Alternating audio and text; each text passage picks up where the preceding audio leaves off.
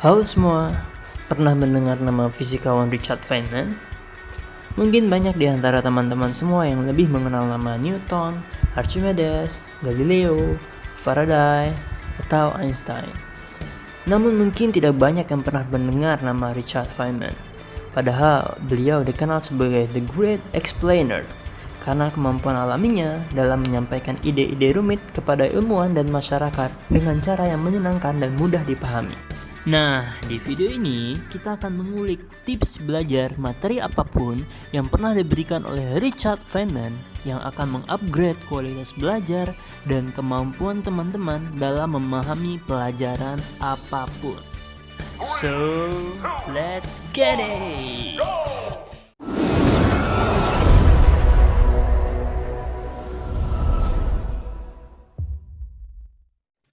Oke, sebelum kita membahas teknik Feynman, mari kita berkenalan terlebih dahulu dengan Richard Phillips Feynman.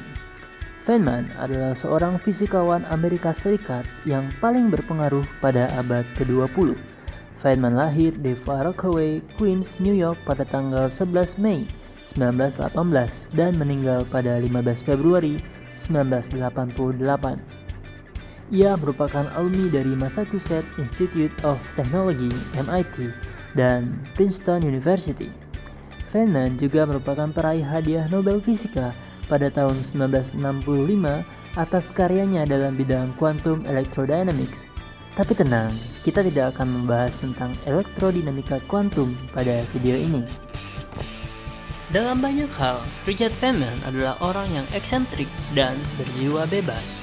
Ia juga cenderung bukan orang yang senang dengan penghargaan.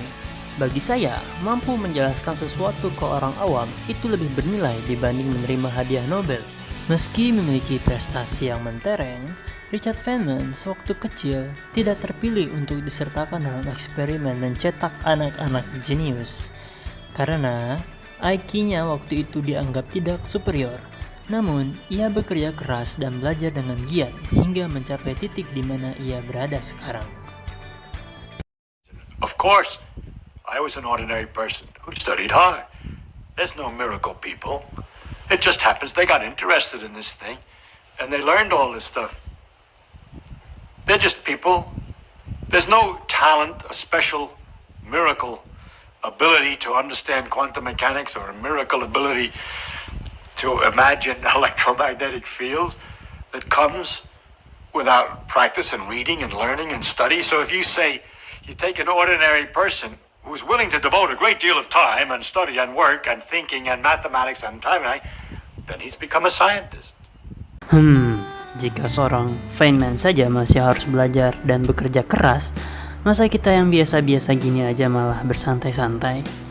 Dari pengalaman belajarnya inilah, Feynman mampu menemukan suatu teknik agar setiap topik yang dipelajari dapat lebih mudah dipahami dengan pemahaman yang mendalam, serta mampu pula menjelaskan ke orang lain dengan sangat baik. Bahkan, seorang Bill Gates dalam tulisannya di GatesNotes.com dan juga di channel YouTube pribadinya mengatakan bahwa dirinya sangat mengagumi Richard Feynman dan menganggap Feynman adalah guru idaman, guru terbaik yang sayangnya tidak pernah ia miliki. Came up with a thing called Feynman diagrams that he won the Nobel Prize for. Perhaps even more importantly, he was an amazing teacher. He did a series of lectures which were for people who didn't specialize in physics. It's such a great example of how he could explain things in a fun and interesting way to anyone. Nah, sekarang kita lihat bagaimana sih teknik belajar ala Feynman. Jadi Feynman itu menuliskan ada 4 tahapan dalam belajar. Yang pertama, kalian tentukan satu topik. Bebas, topik apapun yang ingin kalian pelajari.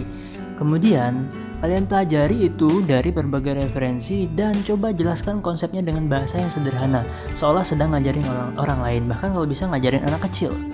Nah, kalau misalkan dalam penjelasan kalian masih ada yang tidak dipahami, coba pelajari ulang konsep-konsep yang belum dipahami tersebut. Kemudian, setelah itu semua telah kalian lakukan, yang paling penting adalah sederhanakan konsep yang rumit, ya, agar menjadi lebih mudah. Ya, jadi begini ya teknik belajar ala Feynman.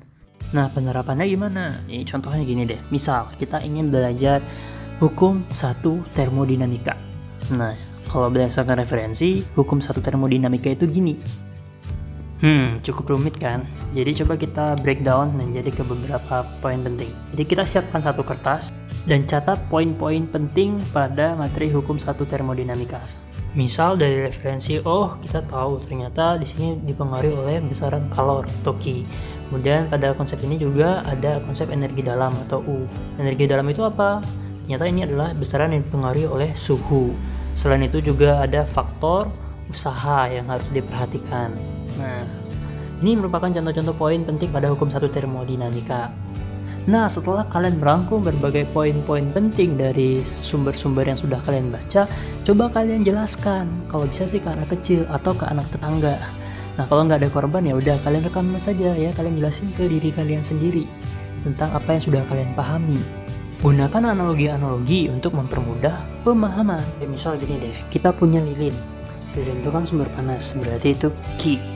Dan kita letakkan air di atasnya. Apa yang terjadi? Tentu airnya makin panas kan? Terjadi perubahan suhu. Kalau terjadi perubahan suhu berarti terjadi perubahan energi dalam.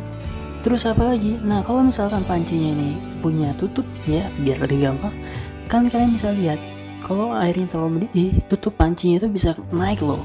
Berarti ada usaha yang bekerja. Atau kalian pernah lihat pancing seperti ini kan? Dia bisa nimbulin bunyi, gitu kan? Bunyinya itu merupakan bentuk usaha yang dikonversi dalam bentuk energi bunyi. Jadi pada kasus ini kita punya 3 besaran, yaitu kalor oleh lilin, kemudian terjadi perubahan energi dalam pada air, dan timbul usaha. Jadi secara matematisnya ini dapat dituliskan bahwa kalor yang diberikan itu akan mengakibatkan perubahan energi dalam delta U dan tambah usaha W. Jadi Q sama dengan delta U tambah W. Ini merupakan bentuk hukum 1 termodinamika. Oke, begitulah teknik Feynman beserta contoh penerapannya. Tentu semakin sering teman-teman berlatih, maka akan semakin dalam pemahaman teman-teman terhadap materi yang akan dipelajari. Dan tentu saja teknik ini tidak hanya bisa digunakan pada materi sains atau fisika saja, melainkan juga bisa digunakan pada seluruh bidang ilmu pengetahuan, termasuk ilmu sosial. Oke, cukup demikian video kali ini, mudah-mudahan bisa bermanfaat dan bisa digunakan sebagai salah satu alternatif teknik belajar agar proses pembelajaran dilakukan bisa lebih baik dan lebih efektif. See you next video.